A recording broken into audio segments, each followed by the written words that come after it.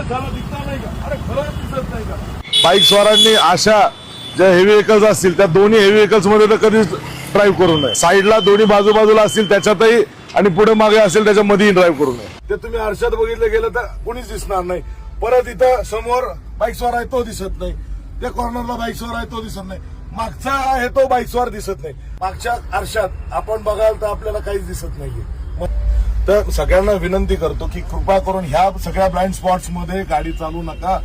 आपण आपल्या मृत्यूला कारणीभूत स्वतः ठराल आणि मोठी दुर्घटना अपघात होण्याचा दाट शक्यता आहे. अभी ये आपको दिख रहा है क्या? हा महत्वाचा ब्लाइंड स्पॉट आहे. हा सगळ्यात महत्वाचा ब्लाइंड स्पॉट आहे जे की बायकर्सला कळत नाही. ते अंधारात दिसता नाही का? खरंखर त्याला ह्या ठिकाणी जो ट्रक ड्रायव्हर असतो किंवा हेवी व्हेकल ड्रायव्हर असतो त्याला ह्या स्पॉटमध्ये 100% दिसत नाही.